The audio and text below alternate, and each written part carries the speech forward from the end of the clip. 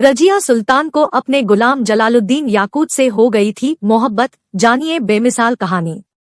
शासक की भूमिका संपादित करें। रजिया को उसके पिता शमसुद्दीन इल्तुतमिश की मृत्यु 12 अप्रैल 1236 के पश्चात दिल्ली का सुल्तान बनाया गया। इल्तुतमिश पहला ऐसा शासक था जिसने अपने बाद किसी महिला को उत्तराधिकारी नियुक्त किया। स्रोतों के अनुसार पहले उसके बड़े बेटे को उत्तराधिकारी के रूप में तैयार किया गया, परंतु दुर्भाग्यवश उसकी अल्प आयु में मृत्यु हो गई। लेकिन मुस्लिम वर्ग को इल्तुतमिश का किसी महिला को वारिस बनाना नामंजूर था, इसलिए उसकी मृत्यु के पश्चात उसके छोटे बेटे रकनुद्दीन फिरोज शाह को राजसिंहासन पर बैठाया गया। रकनुद्दीन का शासन बहुत ही कम समय के लिए था। इल्तुतमिश की विधवा शाह तुर्कान का शासन पर नियंत्रण नहीं रह गया था। विलासी और लापरवाह रकनुद्दीन के खिलाफ जनता में इस सीमा तक आक्रोश उमड़ा कि 9 नवंबर 1236 को रकनुद्दीन तथा उसकी माता शाह तुर्कान की हत्या कर दी गई। उसका शासन मात्र 6 माह का था।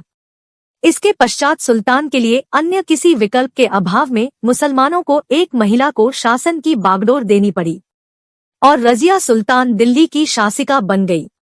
शासन कार्यों में रजिया की रुचि अपने पिता के शासन के समय से ही थी।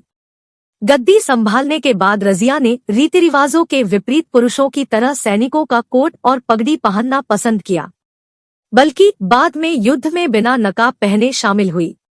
रजिया ने पर्दा प्रथा का त्याग कर पुरुषों की तरह चोगा, कुर्ता, काबा, कुला, टोपी पहनकर दरबार में खुले मुंह जाने लगी। रजिया अपनी राजनीतिक समझदारी और नीतियों से सेना तथा जनसाधारण का ध्यान रखती थी। वह दिल्ली की सबसे शक्तिशाली शासक बन गई थी। रजिया और उसके सलाहकार जमातुद्दीन याकुत एक हबशी के साथ विकसित हो रहे अंतरंग संबंध की बात भी मुसलमानों को पसंद नहीं आई।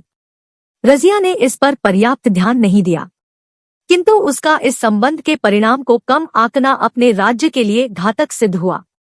कुछ स्रोतों के अनुसार उद्धरण चाहिए, रजिया और याकुत प्रेमी थे। अन्य स्रोतों के अनुसार वे दोनों करीबी दोस्त विश्वास पात्र थे। इस सबसे रजिया ने तुर्की वर्ग में अपने प्रति ईर्ष्या को जन्म दे दिया था, क्योंकि याकूब तुर्क नहीं था और उसे रजिया ने अश्वशाला का अधिकारी नियुक्त कर दिया था। भटिंडा के राज्यपाल मलिक इख्तियारुद्दीन अल्तुनिया ने अन्य प्रांतीय राज्यपालों, जिन्हें रजिया का अधिपत्य नामंजूर था, के साथ मिलकर विद्रोह कर दिया। रजिया और अल्तुनिया के बीच युद्ध हुआ, जिसमें याकुत मारा गया और रजिया को बंदी बना लिया गया। मरने के डर से रजिया अल्तुनिया से शादी करने को तैयार हो गई। इस बीच रजिया के भाई मैजुद्दीन बहराम शाह ने सिंहासन हथिया लिया। अपनी सल्तनत की वापसी के लिए रजिया और उसके पति अल्तुनिया ने बहराम शाह से युद्ध किया, जिसमें उनकी हार हुई।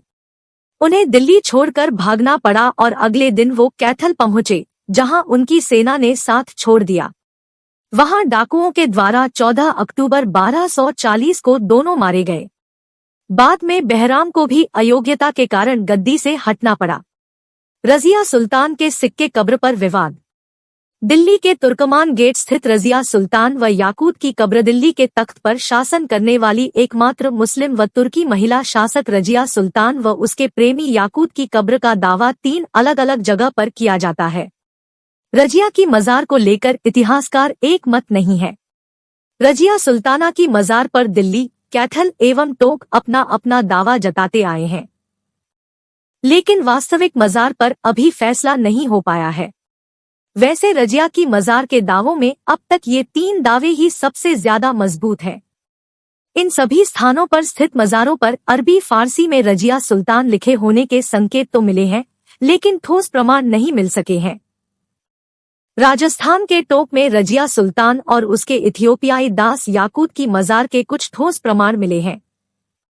यहाँ पुराने कब्रिस्तान के पास एक विशाल मजार मिली है, जिस पर फारसी में सल्तने हिंद रजिया उकेरा गया है। पास ही में एक छोटी मजार भी है, जो याकूत की मजार हो सकती है। अपनी भव्यता और विशालता के आकार पर इसे सुल्ताना की मजार करार दिया गया है। स्थानीय इतिहासकार का कहना है कि बहराम से जंग और रजिया की मौत के बीच 1 माह का फासला था। इतिहासकार इस 1 माह को चूकवश उल्लेखित नहीं कर पाए और जंग के तुरंत बाद उसकी मौत मान ली गई, जबकि ऐसा नहीं था। जंग में हार को सामने देख याकूत रजिया को लेकर राजपूताना की तरफ निकल गया। वह रजिया की जान बचाना चाहता था, लेकिन आखिरकार उसे टोंक में घेर लिया गया और यहीं उसकी मौत हो गई।